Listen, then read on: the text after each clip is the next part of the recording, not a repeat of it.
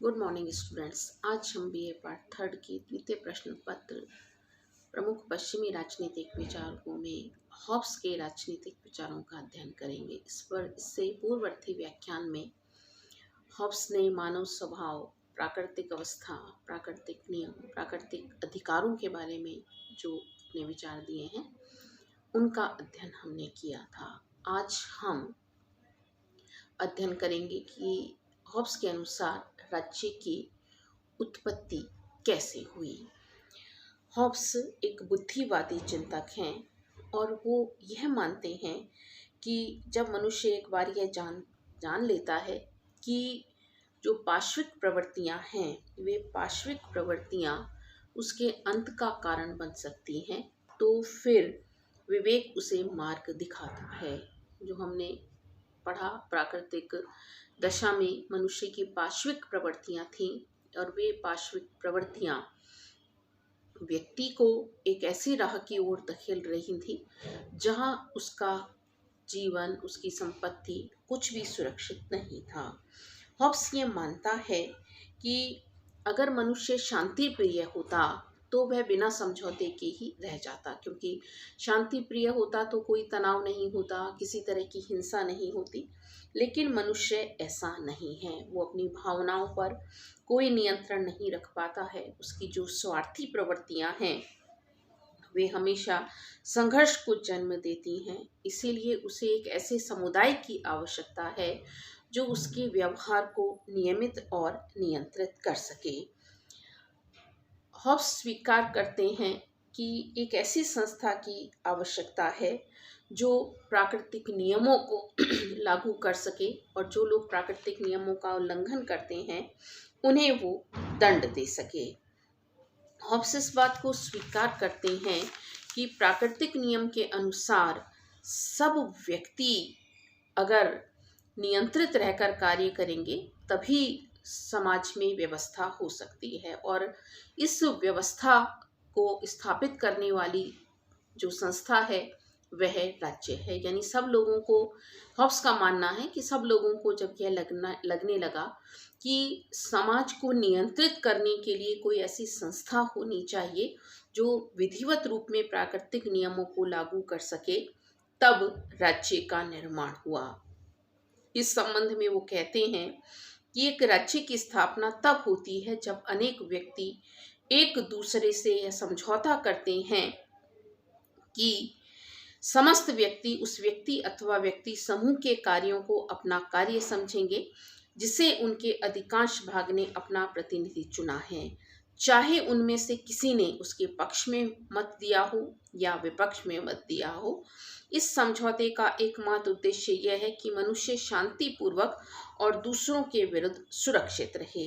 यानी कि इस तरह से जो चीज़ उत्पन्न होती है वह रजामंदी से बढ़कर है और यह समस्त व्यक्तियों का वास्तविक एकीकरण है और इस रूप में समझौता हुआ होगा।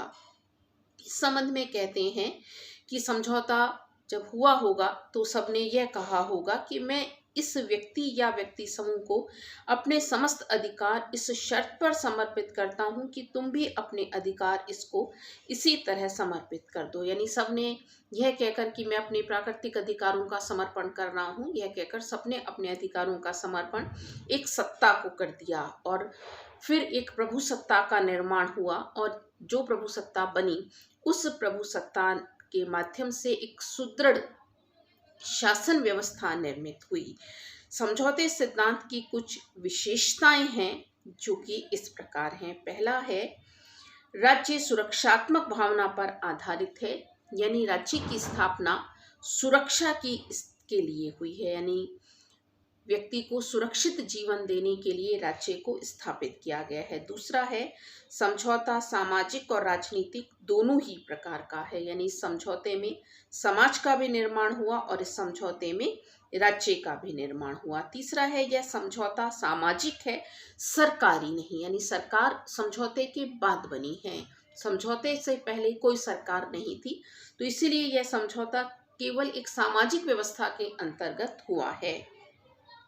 नेक्स्ट है, प्राकृतिक दशा में अपनी स्वतंत्रता, अधिकार और शक्ति को त्यागने तथा राजनीतिक सत्ता के प्रादुर्भाव के बाद व्यक्ति के अधिकार समाप्त हो जाते हैं और वह अपने आप को इस समझौते से अलग नहीं कर सकता। यानी ऐसा हॉब्स का मानना है कि व्यक्ति के जो प्राकृतिक अधिकार थे वो प्राकृतिक दशा में तो रहते हैं, लेकिन जब राज्य का निर्माण हो जाता है तो व्यक्ति के अधिकार उसके पास नहीं रहते हैं। नेक्स्ट है, समझौते में केवल एक ही संप्रभुता की स्थापना हुई है। यानी कि केवल एक ही संप्रभुता है, यानी या तो वो व्यक्ति है या वह व्यक्ति समुदाय है। इस संप्रभुता को अविभाज्य हॉब्स के द्वारा माना गया है। नेक्स्ट विशेषता है, प्रभु सत्ता ही विधियों का एकमात्र स्रोत है। यानी हॉब्स इस बात को स्वीकार करते हैं कि जो प्रभु सत्ता है वो ही विधियों का एकमात्र स्रोत है। नियम या विधि उसके आदेश हैं और वे हमेशा ही मान्य माने जाते हैं। इस तरह से हॉब्स ने राज्य को एक कृत्रिम संस्था माना है, एक ऐसी संस्था जो केवल मात्र एक साधन है और व्यक्ति को साध्य तक ले जाती है। नेक्स्ट है, प्रभु सत्ता पर या संप्रभुता पर हॉब्स के विचार। इस समझौते के माध्यम से एक सर्वोच्च सत्ता का निर्माण हुआ, उसे हॉब्स संप्रभुता कहते हैं। यूनानी दर्शन की यह बहुत बड़ी कमजोरी है कि उन्होंने संप्रभुता को परिभाषित नहीं किया है और उन्होंने यह नहीं बताया है कि वह कौन सी चीज है जिसके कारण वो आदेश देते हैं और सब उनके आदेशों को मानते हैं। लेकिन संप्रभुता की यह अवधारणा हॉब्स के द्वारा स्वीकार की गई है और वो कहते हैं कि संप्रभुता राज्य का आवश्यक तत्व है। इसके अभाव में कोई समाज या नागरिक समाज नहीं होता, कोई व्यवस्था नहीं होती, कोई कानून नहीं होता, कोई न्याय अन्याय, उचित अनुचित के नियम नहीं होते। यानी हॉब्स कानून के ऐसे स्रोत पैदा करना चाहते हैं जिसके माध्यम से एक सर्वोच्च शक्ति का प्रादुर्भाव हो सके और यह सर्वोच्च शक्ति एक ऐसी शक्ति है जो आदेश देती है और सब उसके आदेश को मानते हैं। और हॉब्स का मानना है कि जो लोग अपनी बर्बर स्थिति से यानी प्राकृतिक अवस्था की बर्बरता से ऊपर उठे हैं, वे राजनीतिक, नैतिक और धार्मिक कर्तव्यों के संबंध में निर्णायक निर्णय राज्य के प्रधान संप्रभु से ही प्राप्त करते हैं। यानी कि जो संप्रभु आदेश देता है वही सबको मानना अनिवार्य है। और इस संबंध में ना तो वह दर्शन को मान्यता देता है, ना ईसाईवाद को मान्यता देता है, ना संतों को मान्यता देता है, ना ही धर्म को इस रूप में मान्यता देता है। नेक्स्ट है, हॉब्स के अनुसार संप्रभुता की विशेषताएं। पहली विशेषता है, संप्रभु सत्ता अनन्य है। यानी इसकी जो सत्ता है वह बहुत अधिक व्यापक है और कोई इस पर नियंत्रण नहीं लगा सकता।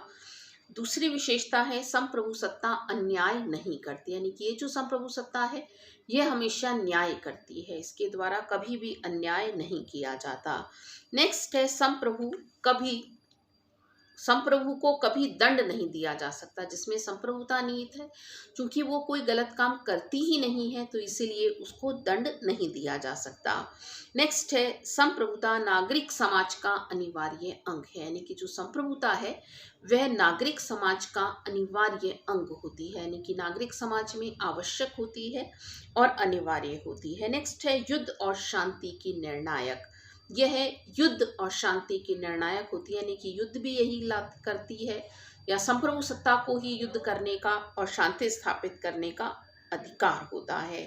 तो इस तरह से हॉब्स कहते हैं कि यह संप्रभुता या तो एक व्यक्ति में निहित होती है या एक व्यक्ति समूह में निहित होती है और समाज में रहने वाले सभी व्यक्ति अपने अधिकारों का समर्पण इस संप्रभु सत्ता को कर देते हैं और उस समर्पण के बाद यह संप्रभु सत्ता ही एकमात्र नियंत्रण स्थापित करने का स्रोत होती है। नेक्स्ट है, संप्रभुता के अधिकार और कार्य।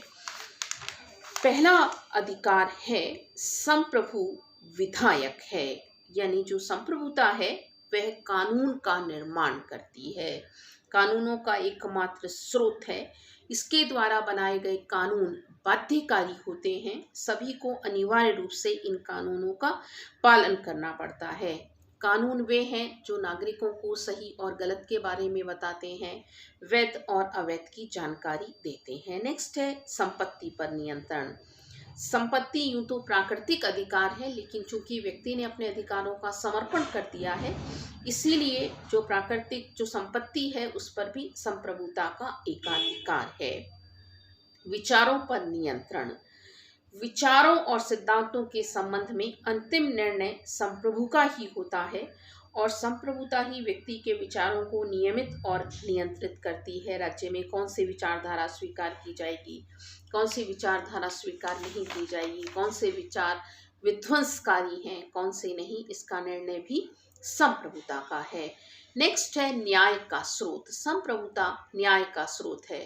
क्या उचित है, क्या अनुचित है, क्या सही है, क्या गलत है, इसका निर्णय भी संप्रभुता करती है। नेक्स्ट है युद्ध और शांति की निर्णायक। संप्रभुता युद्ध और शांति की निर्णायक, यानी कि संप्रभु ही दूसरे राज्यों से युद्ध के संबंध में शांति के संबंध स्थापित करता है, वह ही सेना का निर्माण करता है। इस संबंध में सारी नीतियों का निर्माण उसी के द्वारा किया जाता है। प्रशासनिक शक्तियों का स्रोत। राज्य में जितनी भी प्रशासनिक शक्तियां हैं, चाहे कानून बनाना, कानूनों को लागू करना, दंड देना, यह कार्य भी उसी का ही है। नेक्स्ट है अधिकार केवल संप्रभु में निहित है, यानी जो अधिकार है वो संप्रभु में निहित हैं और जो संप्रभुता है वही प्रमुख रूप से यह निर्धारित करती है कि किस प्रकार से प्रमुख रूप से कार्य किया जाएगा। यानी समस्त इच्छाओं का एकमात्र स्रोत या समस्त इच्छाओं को मर्यादित करने वाली अगर कोई सत्ता है तो वह संप्रभुता है। तो इस तरह से ये कुछ कार्य संप्रभुता के हॉब्स के द्वारा निर्धारित किए गए हैं। इन कार्यों से स्पष्ट है कि हॉब्स निरपेक्ष शासन के सिद्धांतों का प्रतिपादक है, यानी कि वह एक निरंकुश सत्ता को स्वीकार करता है। उसके संप्रभु की जो शक्तियां हैं वो असीमित, निरपेक्ष, सर्वव्यापी, अविभाज्य, स्थिर और अदेय हैं। वह यानी जो संप्रभुता है वह समाज का एकमात्र प्रतिनिधि है। वह समाज के समस्त अधिकारों का, चाहे वो अधिकार राजनीतिक हो चाहे सामाजिक हो, उनका स्रोत है और प्रजा की भक्ति संप्रभु के प्रति है, राज्य के प्रति है। जो प्रजा है वो कभी भी किसी भी परिस्थिति में अपने आप को राज्य से अलग नहीं कर सकती है। धन्यवाद।